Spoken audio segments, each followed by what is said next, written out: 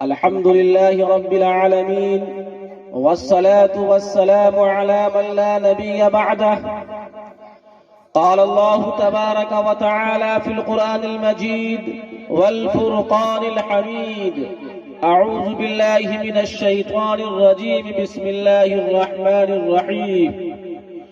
أم كنتم شهداء إذ حضر يعقوب الموت إذ قال لبنيه ما تعبدون من بعدي قالوا نعبد إلهك وإله آبائك إبراهيم وإسماعيل وإسحاق إلها واحدا ونحن له مسلمون.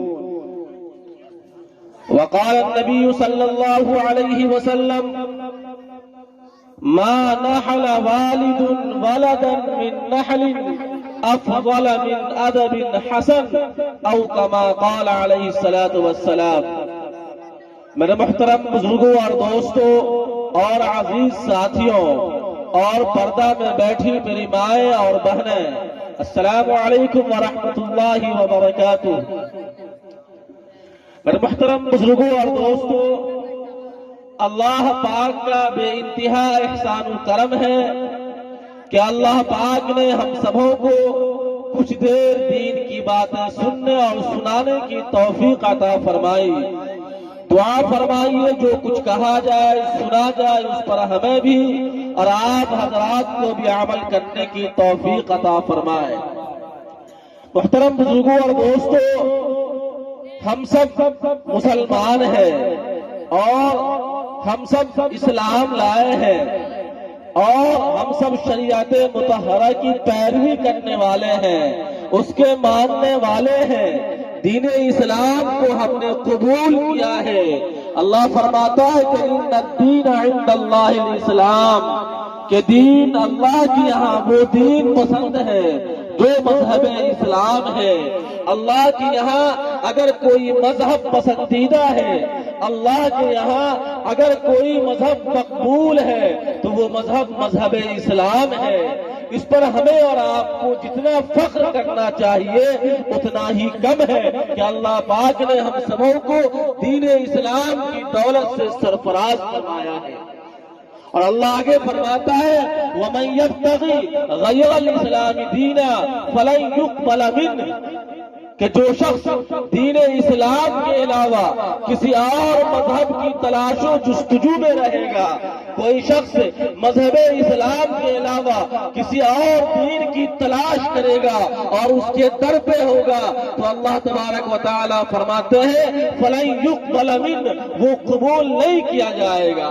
اس لیے ہمیں اور آپ کو جتنا فخر کرنا چاہیے اتنا ہی کم ہے. اللہ پاک نے اور شریعت مطہرہ نے تمام چیزوں کو کھول کھول کر بیان کر دیا ہے.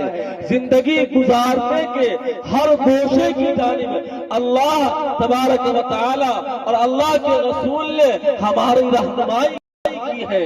سب کے حقوق کو بیان کر دیے ہیں کہ والدین کے کیا حقوق ہیں، اولاد کے کیا حقوق ہیں، بیوی کے کیا حقوق ہیں، شوہر کے کیا حقوق ہیں، رشتہ دار کے کیا حقوق ہیں، پڑوسیوں کے کیا حقوق ہیں، یہاں تک کہ غیر مسلموں کے کیا حقوق ہیں.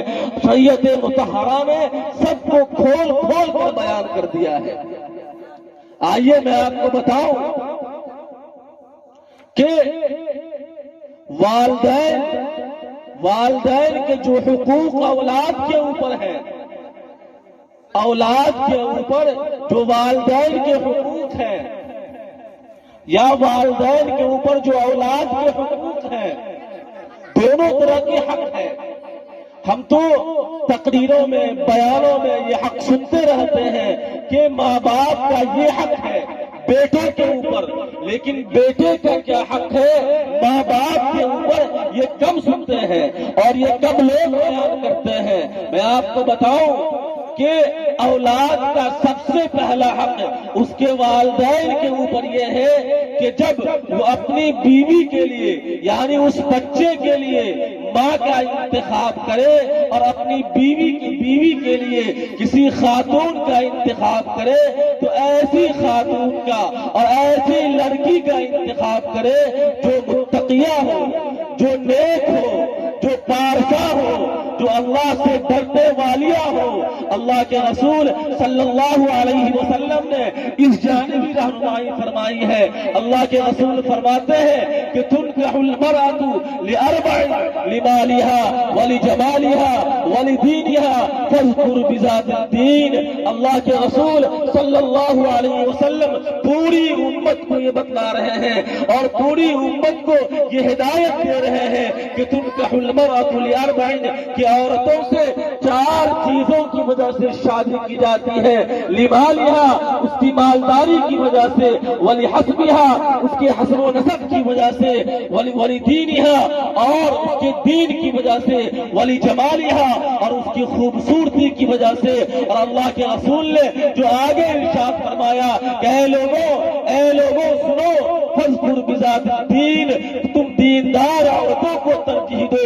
یعنی جو لڑکی، جو عورت دیندار ہو، متقیہ ہو، پارسا ہو، اللہ سے ڈرنے والیاں ہو، ایسی عورتوں کا اپنے نکاح کے لیے انتخاب کرو. اگر آپ ایسی عورتوں کا انتخاب کریں گے تو جو بچہ پیدا ہوگا، جو اولاد ہوگا، وہ بھی متقی ہوگا، وہ بھی پارسا ہوگا، وہ بھی اللہ سے ڈرنے والا اور اللہ سے ڈرنے والی ہوگی.